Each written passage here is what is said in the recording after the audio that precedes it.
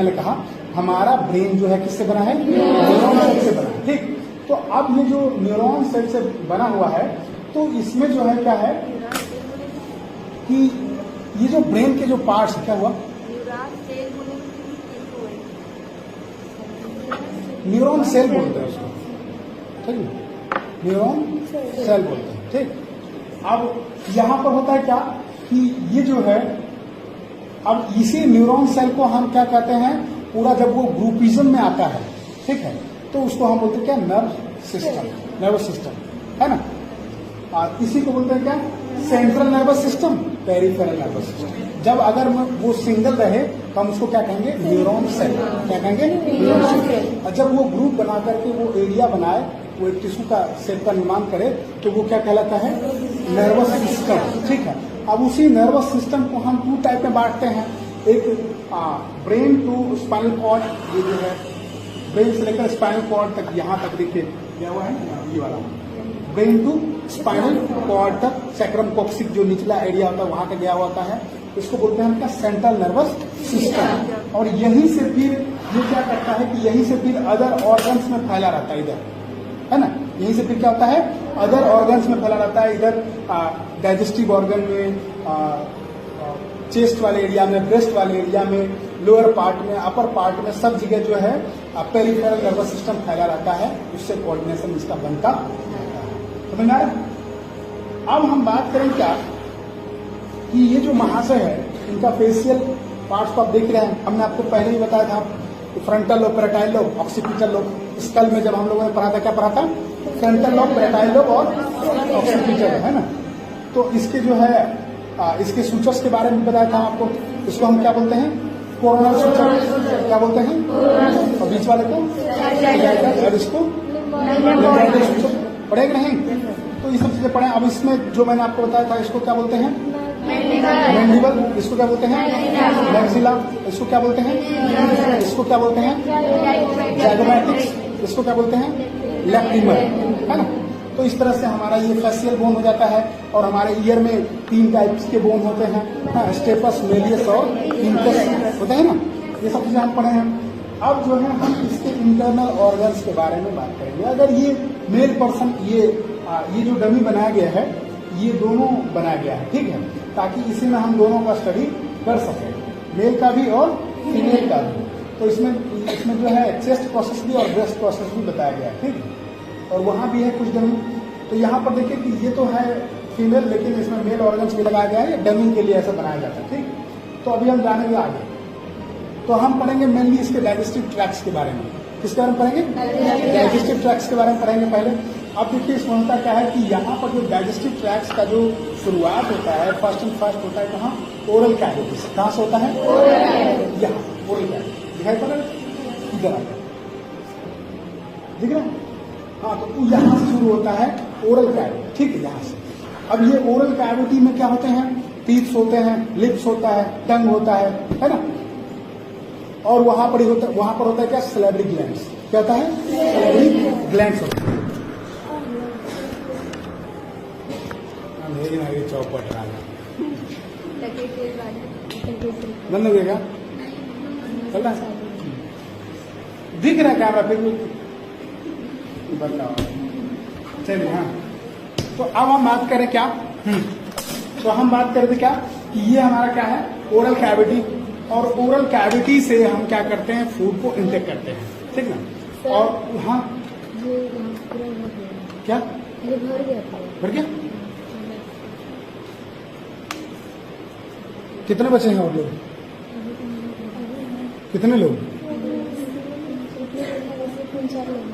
3-4 लोग हो ना। तो यहाँ से ऐसे करो और यहाँ पर ले दो,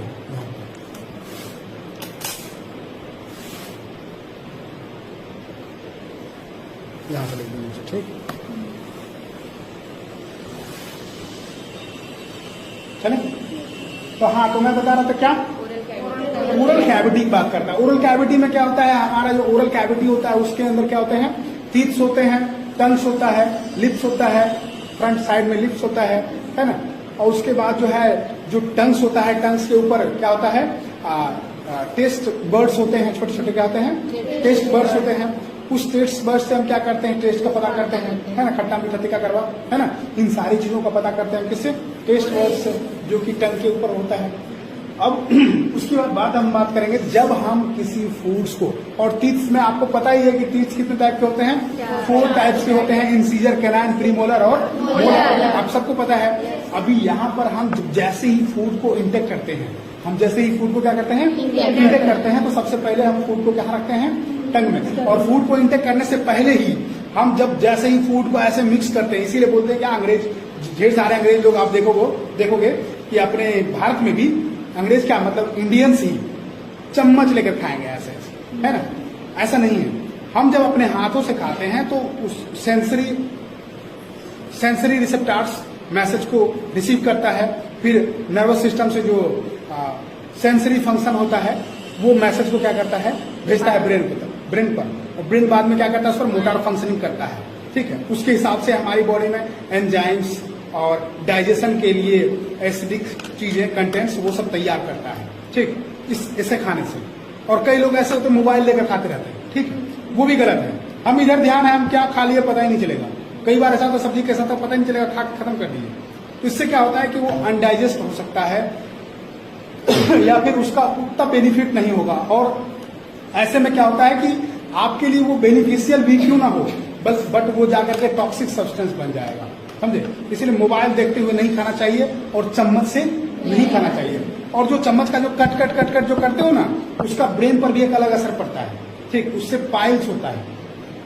पाइल्स समझते हो, बावासीर जिसको बोलते हैं, पाइल्स, वो होता है, ठीक। तो इस तरह की चीजें, इसमें चम्मच से नहीं खाना चाहिए, और मोबाइल देख करके तो एकदम नहीं खाना चाहिए, ठीक। अब नेक्स्ट हम बात करें क्या, जब हम फूड को इंटेक करते हैं तो फूड ओरल कैविटी में सबसे पहले हम रखते हैं। तो टंग पे जैसे ही हम रखते हैं तो हमें टेस्ट का पता चलता है। जैसे ही हम टंग पर रखते हैं तो क्या पता चलता है, टेस्ट का, क्योंकि उसमें टेस्ट वर्ड्स होते हैं, टेस्ट का पता चलता है। और टंग की मदद से हम इधर भोजन को करते हैं। और टंग और टीथ क्या करता है, अगर काटने वाला हो तो आगे से काटता है, चीरने फाड़ने वाला तो साइड से होता है, और जब उसको च्वाइंग करने का हो, चबाने वाला हो, तो फिर जो है मोलर प्रीमोलर टीथ से उसको बारीकी से क्या करता है, पिसता है, ठीक। भोजन को चबाने के बाद क्या करता है, तो उसको इंटेक करता है वो। फिर आगे आपका आता है क्या, यहाँ पर फेरेंक्स होता है। क्या होता है, फेरेंक्स। यहीं पर जो है फेरेंक्स के पास जो होता है क्या, इसोफेगस भी होता है और ट्रैकिया भी होता है। क्या होता है, इसोफेगस भी और ट्रैकिया भी, यानी कि लंग्स में भी जाने का रास्ता होता है, और डाइजेस्टिव ऑर्गन्स में भी, एब्डोमेन में भी जाने का रास्ता होता है, यहीं से, ठीक। यहीं से ट्रैकिया और यहीं से इसोफेगस होता है। तो वहां पर क्या होता है कि जैसे ही हम चीजों को निगलते हैं तो एपिग्लोटिस क्या करता है, उस एरिया को ब्लॉक कर देता है, ट्रैकिया वाले एरिया को ब्लॉक कर देता है, और इधर से साइड से जाता है। तो इसलिए कहा जाता है कि खाने के टाइम बोलना नहीं चाहिए, ठीक है। उससे क्या होता है कि हम सांस ले रहे हैं, सांस हमारे रेस्पिरेटरी सिस्टम में जा रहा है, फिर वहां से एयर वैक्यूम की तरह बाहर आता है, ऐसे बोलते हैं तो इस पर प्रेशर पड़ता है, तब हवा इधर से आती है, तब हमारा जो है यहाँ पर वोकल कॉर्ड्स, स्वर ग्रंथि इसको बोलते हैं, वोकल कॉर्ड्स, वो फिर आवाज निकालता है।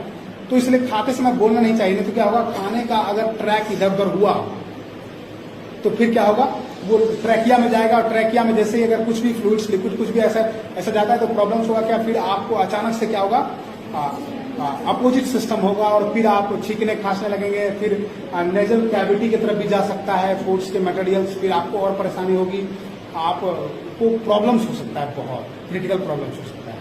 तो इसलिए खाते समय बातचीत नहीं करना चाहिए, चुपचाप खाना चाहिए, ठीक है। अब उसके बाद हम बात करेंगे कि यहाँ से जैसे फूड को इंटेक करते हैं तो हमारे इसोफेगस में क्या होता है कि हमारे इसोफेगस का सिस्टम क्या होता है कि जो बोन्स होते हैं, इसोफेगस में भी बोन होता है, यहाँ पर भी क्या होते हैं, बोन्स होते हैं। तो ये जो बोन्स होता है यहाँ पर, ठीक, वो ऐसा होता है इस तरह से, ठीक। ये प्रॉपर क्या होता है, जुड़ा हुआ नहीं रहता। अगर प्रॉपर जुड़ा हुआ रहता तो हमेशा फूड्स मटेरियल जाकर के अटक जाता। तो ये ऐसे फ्लेक्सिबल होता है। जब कोई हार्ड मटेरियल आप, जैसे कि एक ही टाइम में रसगुल्ला ढेर सारा दबाना है, फटाफट जब तक कि कोई आए ना, है कि नहीं, तो फटाफट जब दबाते तो बड़ा रसगुल्ला एकदम डायरेक्ट अंदर दबाते जाकर अटक जाता है, तो फिर है कि नहीं, प्रेशराइज करते हैं, वो अंदर चला जाता है। इस तरह की चीजें हम करते हैं। तो वो कैसे होता है, जो बोन्स होते हैं, छोटे छोटे जो बोन्स होते हैं, वो ऐसे फैल जाते हैं, ठीक। तो फिर वहां से, जिसको हम कार्टिलेज बोलते हैं, पतले बोन्स होते हैं, छोटे छोटे, ठीक। तो यहाँ पर इसोफेगस में होता है।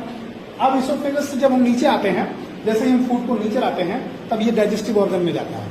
यहाँ पर कई लोगों का ये भी मानना होता है क्या कि हम जो सांस लेते हैं, सबसे पहले हम इसके लंग्स वाले एरिया को देखिए, ये स्टर्नम है ना, रिब्स, और जो जुड़ा हुआ है इससे वो रिब्स, और जो नहीं जुड़ा हुआ है वो कार्टिलेज है ना। जो बोन्स स्टर्नम से जुड़ा हुआ होता है उसको हम क्या बोलते हैं, रिब्स, और जो नहीं जुड़ा होता है कार्टिलेज। जब हम स्केलेटल सिस्टम पढ़ेंगे ना तब उसमें क्लियर करेंगे। ठीक, अब देखिए यहां पर हमारा क्या है, जब हम फूड को इंटेक करते हैं तो ये लंग्स है, ठीक, ये लंग्स ऐसे रहता है। लंग्स का काम नहीं है ये फूड के मैटर को कुछ भी करना, तो ये ऊपर से है सब कुछ, लंग्स ऊपर रहता है, फिर हार्ट रहता है, ठीक है, फिर इधर बगल से यहां से देखो दिख रहा है, ये वाला एरिया अंदर से आता है कहाँ, स्टमक, ठीक, स्टमक में आता है यहां पर। स्टमक में जो है जैसे ही फूड इंटर होता है, जैसे स्टमक में फूड आता है, ये लीवर है आपका, ठीक, तो स्टमक में जैसे ही फूड आता है इधर, तो यहां पर एसिडिक सेल्स होते हैं, ठीक है, वो HCl का सेक्रेशन करता है। HCl means hydrochloric acid, HCl means hydrochloric acid. तो यहां पर HCl का सेक्रेशन होता है।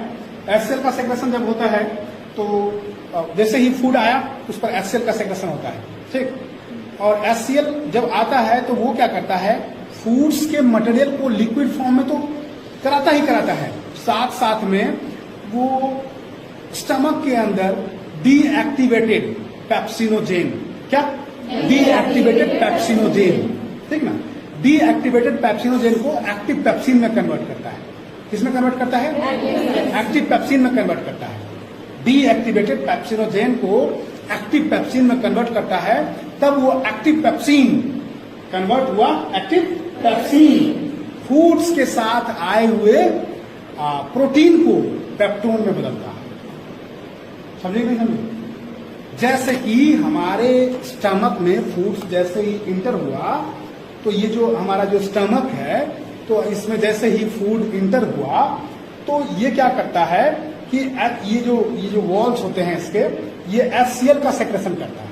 क्या करता है, HCl का सेक्रेशन करता है, और वो HCl फूड्स को लिक्विड फॉर्म में करता ही है, साथ साथ में उसी स्टमक के अंदर डीएक्टिवेटेड, क्या पेप्सिनोजेन, क्या पेप्सिनोजेन को एक्टिव पेप्सिन में कन्वर्ट करता है। किसमें कन्वर्ट करता है, एक्टिव पेप्सिन में कन्वर्ट करता है। क्या करता है, कन्वर्ट करता है। और वो एक्टिव पेप्सिन जब वो एक्टिव हो जाता है तो वो क्या करता है कि फूड्स के साथ आए हुए प्रोटीन को, फूड्स के साथ आए हुए प्रोटीन को पेप्टोन में कन्वर्ट करता है। किसमें कन्वर्ट करता है, क्लियर? तो यहां पर जो फूड्स लिक्विड पेस्ट में होता है, इसमें उसको हम बोलते हैं क्या, काइम। क्या बोलते हैं, काइम। समझ गए?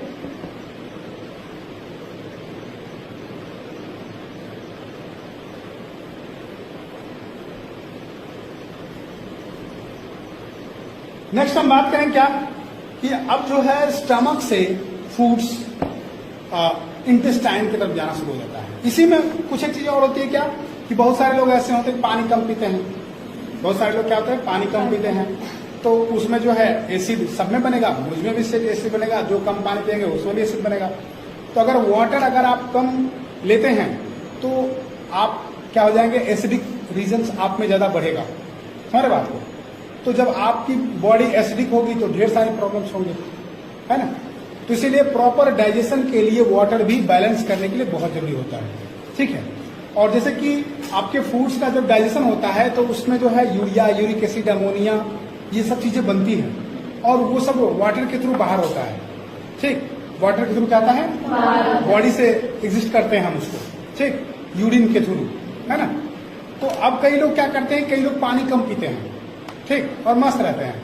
तो उनका क्या होता है कि वो जब यूरिया, यूरिक एसिड, अमोनिया जब बार बार किडनी से होकर जाएगा तो वो किसको हार्म करेगा, किडनी को भी हार्म करेगा। किडनी में जो फिल्टर्स होते हैं, 10 लाख नेफ्रॉन्स जो होते हैं, उसको भी हार्म करेगा। और साथ साथ में ऐसे लोग के बगल में आप बैठेंगे ना, उसका बॉडी भी बहुत स्मेल करेगा, बहुत ज्यादा। आप बैठ नहीं पाओगे उसके बगल में। मुझे तो बहुत ऐसे लोग मिल जाते हैं, है ना। इसलिए पानी वाटर्स प्रॉपरली ड्रिंक करते रहना चाहिए। समझ रहे बात? सेल के प्रॉपर ग्रोथ के लिए, सेल के प्रॉपर डाइजेशन के लिए, मेटाबॉलिज्म के लिए, एब्डोमिनल फंक्शंस के लिए और भी बॉडी के फंक्शंस के लिए हमें वाटर प्रॉपर इनटेक करते रहना चाहिए। ठीक है। अब उसके बाद आता है क्या, डाइजेस्टिव सिस्टम में वाटर का तो एकदम परफेक्ट रोल हर जगह, है ना। हर जगह वाटर का डाइजेस्टिव सिस्टम में हर जगह, चाहे वो आपका स्टमक हो, चाहे वो आपका इंटेस्टाइन हो, हर जगह वाटर का एक तगड़ा रोल होता है। समझ रहे हो? अब जो यहाँ पर जो गाढ़े लही की तरह बन गया था वो क्या कहलाया था, काइन। क्या कहला था, याद है ना। अब यहां से जाएगा ये इंटेस्टाइन में, किसमें जाएगा, तो यहां पर देखिए आपका ये स्मॉल इंटेस्टाइन है, ये आपका क्या है, ठीक है। एक आपका क्या है स्मॉल इंटेस्टाइन और एक आपका क्या है लार्ज इंटेस्टाइन। तो ये वाला एरिया आपका क्या है, ये लार्ज इंटेस्टाइन का पार्ट है, ये वाला क्या है आपका स्मॉल इंटेस्टाइन का पार्ट है, ठीक है। अब इसी में देखिए पेनक्रियास यहां पर है ना, ये लार्ज इंटेस्टाइन का पार्ट है, ये है क्या पेनक्रियास। अब देखिए इससे को समझना है कि सबसे पहले जब स्टमक से इंटेस्टाइन में फूड आता है, ठीक है ना, जब स्टमक से इंटेस्टाइन में फूड आता है, इसके जो स्टमक है इसके भी 3 पार्ट्स मेनली होते हैं, है ना। इसके 3 पार्ट्स, कार्डियक, फंडस और पाइलोरी, है ना। समझे बात है? ठीक उसी तरह इसमें भी होता है क्या, ड्यूडेनम, जेजुनम, इलियम। क्या होता है, ड्यूडेनम, जेजुनम, इलियम। पाइलोरिक से इसका क्या जुड़ा होता है, ड्यूडेनम जुड़ा होता है। याद है कि नहीं, याद हुआ कि नहीं, ड्यूडेनम, जेजुनम, इलियम, ठीक ना। तो इसका जो है पाइलोरिक से इसका जुड़ा होता है क्या, कार्डियक, ठीक। तो इधर से फूड्स आता है कहाँ में, इसमें, इस यहाँ पर फूड लिक्विड फॉर्म में हो जाता है और इधर एब्जॉर्प्शन होता है। लेकिन हाँ, ठोस मटेरियल्स इधर से इधर आता है, लेकिन इससे एब्जॉर्ब होकर के, ठीक है, जैसे कि फैट्स, कार्बोहाइड्रेट,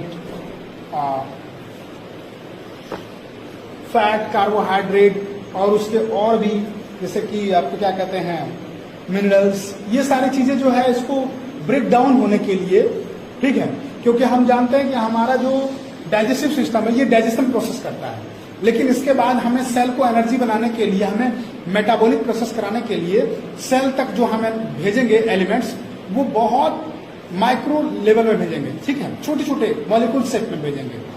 तो इसके लिए हमें और उसको ब्रेक डाउन करना पड़ेगा। हमें क्या करना पड़ेगा, और ब्रेक डाउन करना। जैसे कि हम चावल, दाल, घी, सब्जी, पापड़, दही, अचार सब खा लेते हैं, उसका तो डाइजेस्ट हो जाता है, यहाँ पर तो तोड़ दिया जाता है, लेकिन उसको और तोड़ना पड़ता है। जैसे क्या, इसके तोड़ने से निकला क्या, जैसे हम चीनी खाए तो चीनी का सूत्र क्या होता है, फॉर्मूला क्या होता है,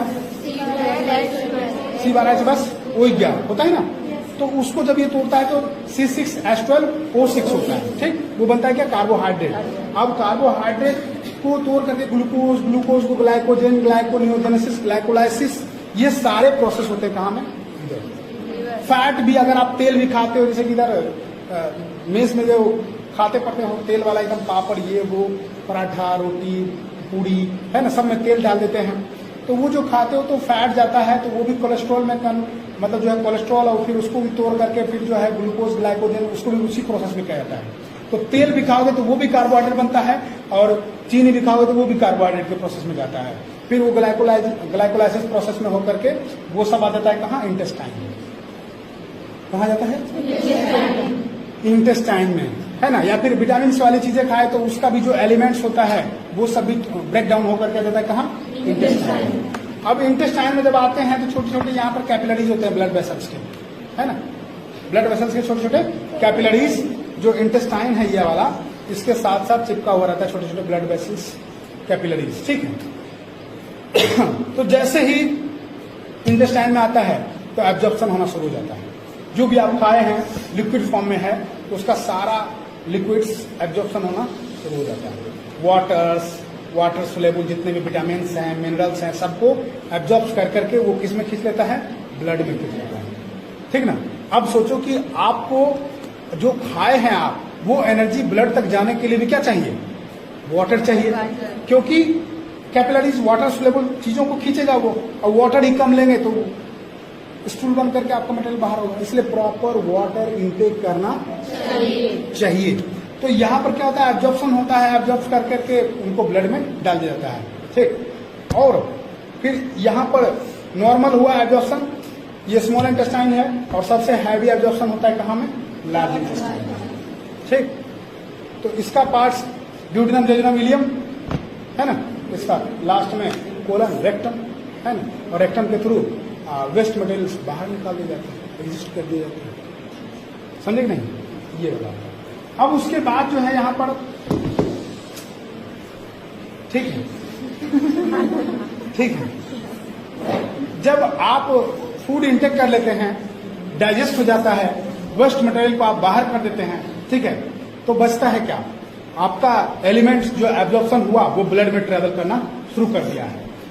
जो आपका एब्जॉर्प्शन हुआ और कैपिलरीज के थ्रू ब्लड वेसल्स में डाल दिया गया, तो अब वो कंटेंट्स ब्लड में ट्रेवल करना शुरू कर दिया है। ब्लड में ट्रेवल करना शुरू कर दिया तो वो सब पहुंचते हैं कहाँ, बॉडी के ऑल ओवर टिश्यूज में। कहाँ पहुंचते हैं, बॉडी के ऑल ओवर टिश्यूज में पहुंचते हैं, और उन सारे टिश्यूज में पहुंचते हैं, और वहां जो टिश्यूज बना है वो सेल से बना है। किससे बना है, हमारी पूरी बॉडी तो सेल से बनी है, तो वो सारे सेल के पास पहुंचता है, और सारे सेल के पास वो एब्जॉर्ब किया हुआ एलिमेंट्स सारे सेल को देता है, ठीक। और सारे सेल उसमें फैट्स, कार्बोहाइड्रेट्स, मिनरल्स, विटामिन सब ले करके, यानी कि केमिकल मटेरियल्स को ले करके उसको बनाता है क्या, उसको लेकर के एनर्जी में कन्वर्ट करता है। ये प्रोसेस मेटाबॉलिज्म कहलाता है, जो कि ATP, ADP, adenosine triphosphate, diphosphate, इस तरह से उसको प्रोसेस करा करके उसको जो है केमिकल एनर्जी से सेल एनर्जी में कन्वर्ट करता, समझ रहे बात को। तो इस तरह से वो कन्वर्ट करता है, और कुछ स्टोर करता है और कुछ यूज करता है। तो अब देखिए कि स्टोर, आपकी कमाई ज्यादा होगी तभी तो आप स्टोर कर पाएंगे। अगर आपकी कमाई कम होगी तो आप स्टोर कर पाएंगे, कभी नहीं कर पाएंगे। तो इसलिए स्टोर करने के लिए हमें क्या करना पड़ेगा, ज्यादा कमाना पड़ेगा। इसीलिए हम चाहते हैं कि हम थोड़ा ताकतवर है, थोड़ा टीके, तो उसके लिए हमें थोड़ा ज्यादा मटेरियल्स खाने पड़ेंगे, जैसे कि फूड्स, वेजिटेबल्स या वेजिटेटिव कंटेंट्स, न्यूट्रिशन से सब लेने पड़ेंगे। इधर देखो क्लास में सारी लड़कियां ऐसे धड़ से गिर जाती है, लेकिन ऐसा क्या है, वो उतना ही खाती है जितना कि उसका यूज होता है, और खत्म हो जाने के बाद है ना, लेस ऑफ एनर्जी हो जाते हो तुम, और धम से गिर जाते हो, है कि नहीं। जिस क्लास में मैं पसीने पसीने होकर के क्लास लेता रहता हूँ, उस क्लास में तुम बैठे बैठे बेहोश हो जाते हो, सोचो क्या। तो इसलिए प्रॉपर न्यूट्रिशन लो, ताकि कुछ स्टोर भी हो और कुछ यूज भी हो, समझ रहे बात, कुछ स्टोर भी हो और कुछ यूज भी हो। अब इस तरह से जब सेल यूज करता है उसको, तो सेल तो एनर्जी में कन्वर्ट करता है, लेकिन जब एनर्जी में सेल कन्वर्ट करता है तो उसके साथ साथ कुछ और चीजें बनती है, ठीक है, जो हमारे शरीर के लिए हार्मफुल है। जब सेल उन केमिकल्स के एलिमेंट्स को एनर्जी में कन्वर्ट करता है तो उससे कुछ हार्मफुल चीजें भी बनती है, जैसे यूरिया, यूरिक एसिड, अमोनिया, है ना, ये सारी चीजें भी बनती है।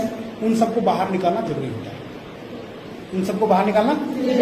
तो कुछ हम क्या करते हैं, कुछ हम क्या कहते हैं, स्वेट ग्लैंड्स, जो हमारा जो पसीने का जो ग्रंथियां होती है, उसके थ्रू हम क्या करते हैं, बाहर निकाल देते हैं, ठीक है। तो उसके बाद जो है, और बाकी जो है हम क्या करते हैं, यूरिन के थ्रू पास आउट करते हैं। यूरिन के थ्रू कैसे पास आउट करते हैं,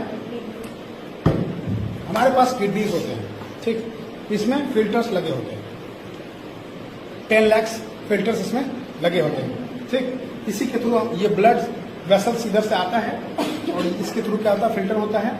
यहाँ से फिल्टर होने के बाद ये पहुंचता है कहाँ में, यूरिन, यहाँ पर जो है पहुंचने के बाद यहाँ पर आता है क्या, इसको यूरिनरी ब्लैडर में पहुंचता है।